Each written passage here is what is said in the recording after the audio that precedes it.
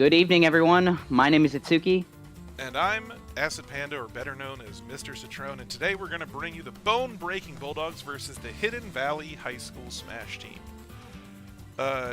It's already going to start off a little bit treacherous for the Hidden Valley High School because they are fighting one player down, giving the bone-breaking Bulldogs an automatic 1 win out of 3. Meaning that the Hidden Valley High School is going to have to win 2 games back-to-back, no mistakes. And that seems like a pretty daunting task, but I'm not a professional Smash player. But Itsuki here, you've played high-stakes Smash before. What mindset would you be in going into a game knowing that there's no room for error and that you absolutely have to win? Now, that's an extremely great question. As someone who has been in those high-stakes battles, the important mindset to have is that you will make some mistakes and not to beat yourself up over the little things. Say you miss a down tilt to up smash combo. Don't stress so much about it that you throw the whole game. You have to have the mindset that you will make mistakes, but you can adapt and learn from those mistakes.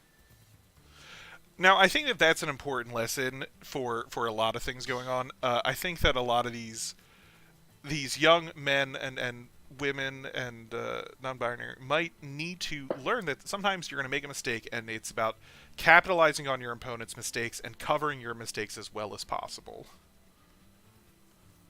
That is very true, and just learning from experience, I played a match with Mr. Citrone before we started this, and I did beat him, but Mr. Citrone gave a very nice, chunk of knowledge and said, losing is the best way to learn because you can capitalize on the mistakes you've made and help better yourself throughout the process. The first step to being good at anything is being bad at it, and I think that's an important thing for these people to learn. Right now, we're in an important part of the game. It may look boring on the screen, but we're going through what's called the ban stage, where the players are banning the possible legal maps that they're able to play. So, Final Destination's getting its first ban right now, which means what are the other possible maps that they can take, Itsuki? So the possible maps, the 6 stages that we are currently working with are Battlefield, Final Destination, Pokemon Stadium 2, Town and City, and Smashville, if I remember correctly. All right, and what are the advantages of each one of those stages? I know Final Destination, for those who don't know and aren't familiar with this game, is just a pretty flat map with no floating platforms that help give an advantage to some of the more aerial combatants. Yes, FD is Final Destination, or better known in the community as FD, is a very, completely flat stage, and actually they adapted this flat stage because people wanted it so much to the Omega form. If you wanted, say, Jungle Japes to be flat like Final Destination, you could activate the FD or Omega form. Oh, so what you're saying is that Omega form is a form used in this game to use the skin of a map and just turn it into a long flat surface and take away some of its more individualistic characterizations. Pretty much. All right. Well, first up, we're going to have Sprouty versus what looks like, I believe his name is Neared. Kind of looks like Nerd, but like very long. As someone who is commentating on a Super Smash Bros. Tournament right now, I have to say that we're all nerds, but at the end of the day, I think that we can be forgiven for that. SPC Sprouty is definitely one of the stronger members on our team right now, so it's going to be really interesting to see what tone this first fight sets for our game. Very much. And the reality of it is that if potentially Sprouty takes the win, that's it for Bone Breaking Bulldogs. We have won the game. But if Hidden Valley High School can, have the mindset that we talked about before of you're going to make mistakes but learn from them, you can really see potentially what could happen. All right, so we have our battles about to start. We're seeing a Kirby versus a Ike. Is that Ike? That is Ike. That is actually young Ike's form. In Smash 4, he was, more adult, and in this game, they now have offered both young Ike and, the adult age Ike. We're seeing Sprouty instantly go and punish that Kirby using the down B. A very powerful move. Ooh, There it is again, getting a powerful move, but so easily punished. It's very strong. I can almost take some resemblance from Ganondorf's F Smash minus the sort of top area range. But Ike is a very good character for, getting in there and getting those heavy hits in to ensure the character gets sent directly towards the blast zone. Now, why don't you tell me a little bit about the strengths of Ike here? And that is a disgusting first stock for Sprotty, taking that Kirby with only 40% on its health. Now, the percentage system is a little weird for those of you at home who don't know. The higher your percentage, the easier you are to launch off of the stage. Yes, and unlike games like Tekken or Street Fighter where you have a set amount of health bar, Super Smash Bros. Is completely brand new in the sense of instead of a health bar, you rely on percents. And some characters work better at lower percents, and some characters can manage to stay past the higher percents. Fun fact, the percentage can go all the way up to 999. I did know that, but I also know that there are different weights for every character. Is Roy a heavy character? Fire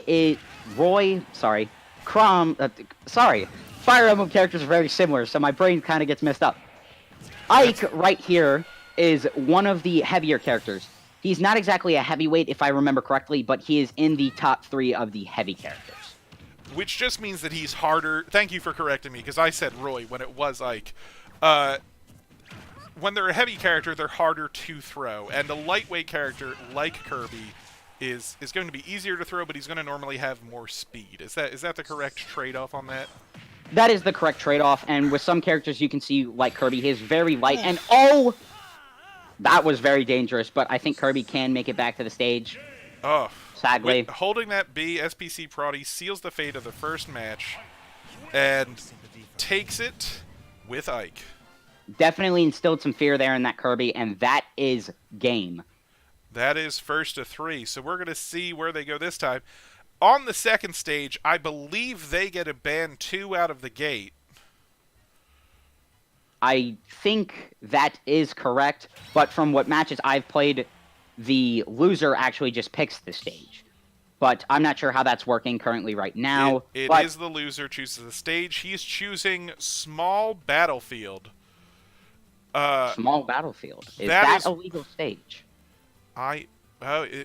Sprouty comes back with it is not legal, so I would assume that you are correct. I see. Well, we all make mistakes. We just gotta learn. The legal stages, as you said earlier, are Final Destination, Smashville, Pokemon Stadium 2, and I'm drawing a blank on the third one, but I know that you know it. Town and City, and you mentioned Smashville, correct? Yes, I mentioned Smashville. Town and City is one that was not in the game when I originally started playing Super Smash Bros., and that will be my reason that I forgot about it. Whereas Pokemon Stadium has always been in the game, along with Final Destination. Final Destination is a home for many characters, and it's used for characters that really don't, click well with platforms. I can draw examples with, I've been playing Pyra and Mythra.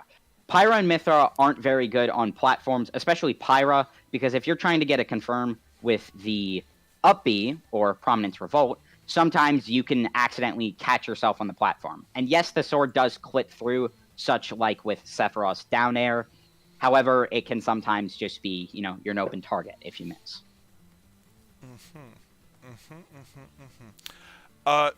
That's very interesting.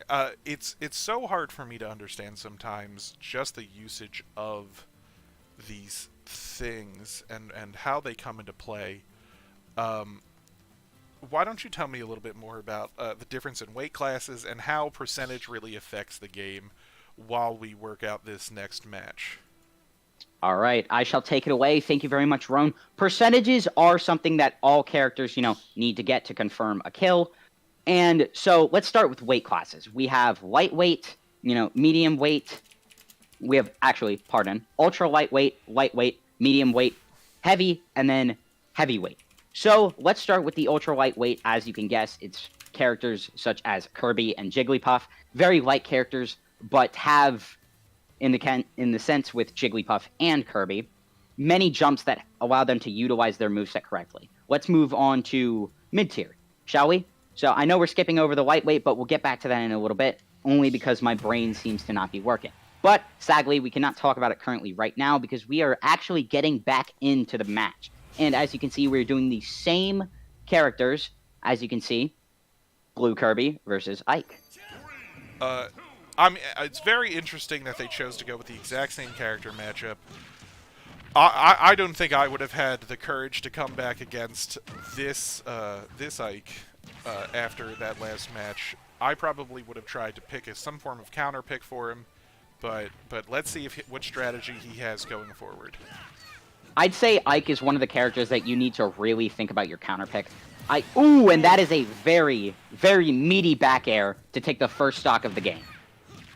Now, with Ike, as I said before, he's kind of a character you need to ensure you have the right counter pick for.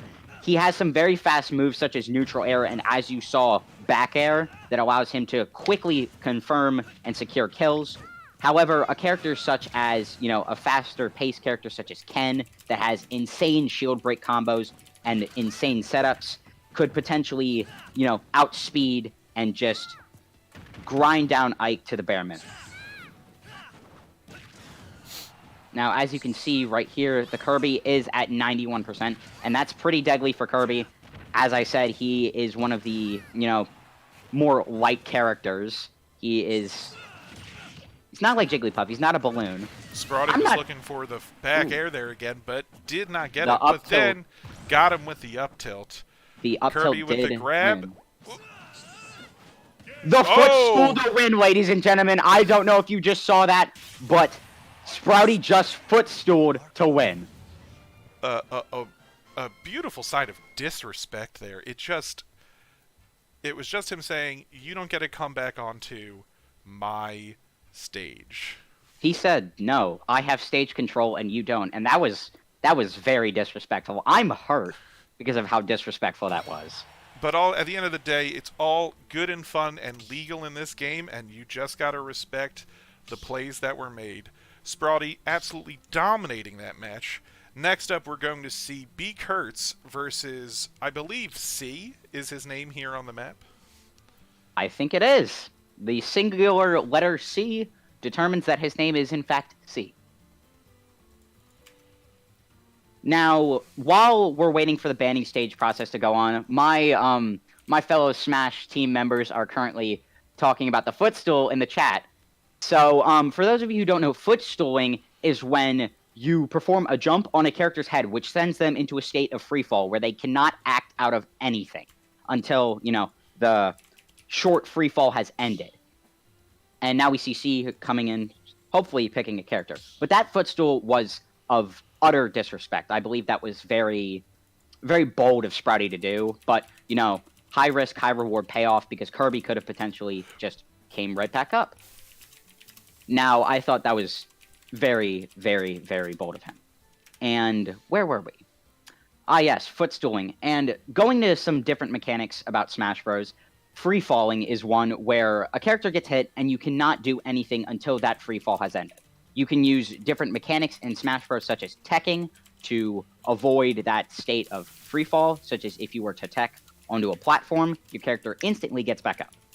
Now, I didn't see it in that match currently, the previous match, but there's a thing called perfect pairing, which is where when you drop your shield at the right amount of time and you will see blue sparks fly everywhere, and that's where your character can act out instantly after a perfect parry.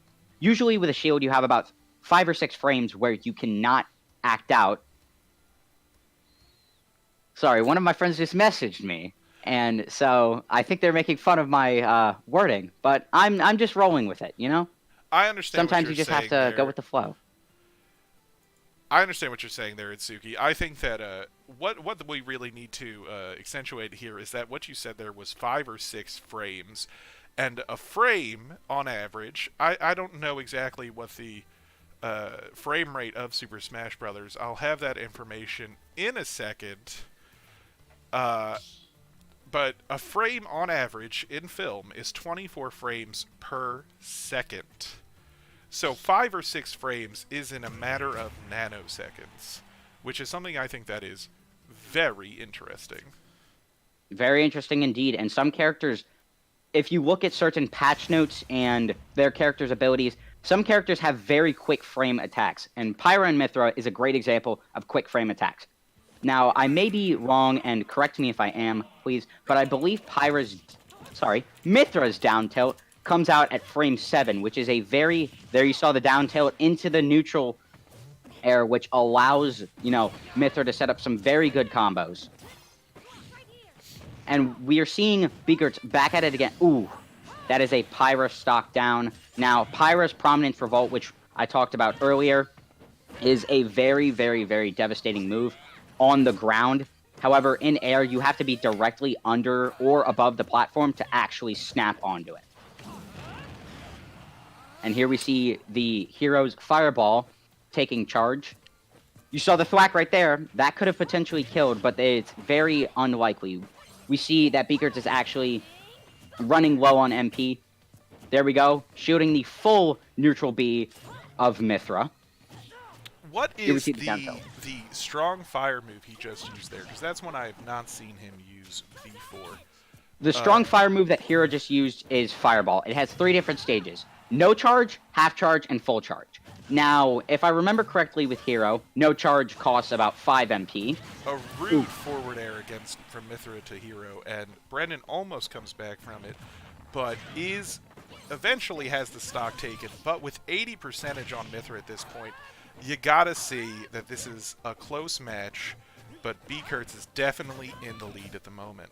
Definitely indeed, and that Photon Edge that Mithra just did it's a very, very safe move when the character is currently acting out something. I can draw resemblances to DDD using his neutral B. That takes a while to act out of, and if you can quickly get a Mithra side B in, and that's a stock, Mithra side B is a high-risk, high-reward move, but it is a very good get-off-me tool.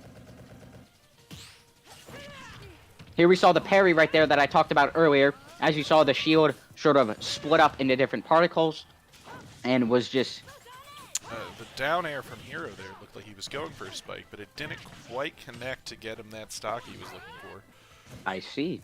And here we see Pyra being switched out. Hopefully, there's the thwack. However, the shield was up, and it did not technically connect to Kamikaze. And that's a kaboom, ladies and gentlemen, to take us to Game 2 between C versus Beakerts, and Beakerts is currently the winner. That match, I think, was very interesting because you saw the strengths of both of those characters, and Beakerts was just able to pull it out with just a little bit of skill and a little bit of luck. And as we were talking about earlier, that's what Hero is. He's a character who's based around very skillful play, yes, moment-to-moment reactions, and also just some good, high-quality RNG. Yes, like you said, the RNG is very, very, very prevalent with Hero, and if you learn how to master that RNG and work with your situations, you can, in fact, take the lead. And it's just a very difficult character to master, so Beakerts is taking this to his full advantage, and everyone on the Smash team has their own strengths and weaknesses, but Beakerts really is showing how much he is able to utilize the character. From what I can see, he uses the character almost like an artist, moving around the stage and not wasting a single movement. That Mithra was forced to dance around just as much as Hero was, and I think that's what eventually caused him to get the W on that match. That was a very beautiful analogy. And our team currently is looking very good. I've seen a lot of potential. Even in Team 3 with Tumbelina and Kiwi and Teloxity, I've seen much work come between everyone, and I've seen a lot of improvement between everyone in the Smash team, especially Team 1, Team 2, and Team 3. So everyone is very much improving at a rapid rate. We're starting the next match here, and it looks like it's going to be the same matchup one more time. Brendan However, here we are at Pokemon taking Stadium. some early percentage damage, though. This Mithra being relentless. Much more aggressive than they were. Oh, and that's a stock right there. a little That was too very unfortunate. aggressive, actually, on that one. Beakerts getting back on the map, holding that one stock advantage, but unable to get any damage on her so far. The rapid jab allowing Mithra to, quickly just send Beakerts right off the stage. And as you saw, the turnaround neutral B. Now, with Mithra, her neutral B allows her to charge it up fully and then deliver slashing blows into whichever direction. However, before you actually unleash the attack, you have the opportunity to turn it around to read your opponent. And here we see Zoom being incorporated, allowing Beakerts to get out of that tough situation. Ooh, we see that Beakerts has gone off stage. However, he has plenty of MP to spare, but the neutral B does manage to hit him, sadly. You see we have Bang as an attack. It sadly misses. Here we see the rapid jab come back into play. This is an impressive turnaround for this Mithra. From losing a stock right out the gate to taking a stock without taking any damage and just dancing on Beakerts right now. That stock could have been just a mind game. It could have potentially sent Beakerts, in a state of, it looks like I have the win. And that Mithra used it to their advantage to ensure that Beakerts had that mindset of, I'm going to win. But they were able to turn it around. An interesting idea. It's obviously working out for them. But right now, Beakerts almost tying up percentage damage before that devastating up air from the Mithra. And there you see the Prominence Revolt come out, and the Flame Nova almost kills. But Beakerts has plenty of MP to spare. Pyra manages to get out of there. And as you saw, that F smash takes quite a long time, and it could potentially be deadly if you miss that F smash. But there was enough spacing for the Pyra to actually get out of there. And here we see the Photon Edge come back into play. Here we see it again. Now, Beakerts is currently at 168, so really any smash attack from Mithra could kill, and really any attack from Pyra can kill. And there we see the neutral B in a very nice turnaround, currently with C sitting at a stock advantage. Never mind, that stock advantage went right back down to 0. We are currently 1-1. Honestly, very impressive. I am not fast enough to always notice the change, but it is Pyra with the red hair, Mithra with the white, and sometimes I'm just going to keep calling her Pyra anyway. It's nobody's fault but my own. Right now, Mithra's out. Pyra and Mithra are a tag team character who can switch in and out, but maintain the same percentage. And the difference between them, I think, is speed and power, if I'm not correct. Itsugi, you do main them. I do, in fact, and Pyra and Mithra, just as you said, Mr. Citrone, their differences are speed and power. Pyra is the flame powerhouse, and Mithra is the lightning speed level devastator of, power. As you can see with what C's been doing, he's been using Mithra to secure those early percents and Pyra to officially confirm the kill and get in there. Now, currently with the stock, the percent is even, and we could potentially be seeing C the win. Devastating attack from Beakerts there, giving him a slight percentage advantage, but this high up, I don't think that there's much of a difference. It's one good attack for either of them. Oh, was that a shield break or no? That was a parry, in fact, a perfect shield parry. Now we see Pyra using her side B, and if you might be wondering why is she throwing her sword and why is the person not attacking, well, that's a fireball, ladies and gentlemen. A beautiful level 3 fireball to call the match. Definitely right there. We saw some amazing plays through both Beakerts and that amazing turnaround from C. Now, if you might be wondering why I keep saying C instead of, a normal player name, I'm not sure what their player name is, so I've just been calling them C like their Switch name says. Some people in my chat are, correcting us where we say perfect shield or parry. It's all about technical terms, ladies and gentlemen, and sometimes, you get it wrong, but sometimes you get it right. Now, it seems that we, as the Bone-Breaking Bulldogs, Team 1 has secured the victory against Hidden Valley High School. A tough match, to be sure. That final match with Mithra was a nail-biter. Beakerts finally being able to pull it off. But that Mithra is showing some real heart and coming back from a one-stock disadvantage.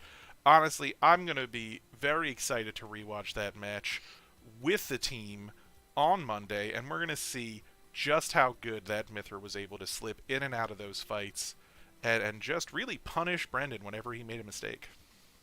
Yes, very much indeed. That was a very good execution of I'm not sure what was going on in that player's mind, but it seems that the mindset of, hey, don't worry about the little mistakes, just focus on the bigger picture. It seems that SD didn't affect him as much as he thought. If that SD potentially did not happen, we could have saw a victory from C. With that, it looks like that'll be the end of the match. The bone-breaking Bulldogs pulling off the victory. Thanks for coming, everyone. I've been Matt Citrone, here today with Itsuki. Itsuki, any final words for the people at home? Just thank you, everybody, for tuning in to watch this. We appreciate everyone who decides to come along and enjoy the ride with us. And don't forget to be excellent to each other. Have a great day, everyone. Goodbye.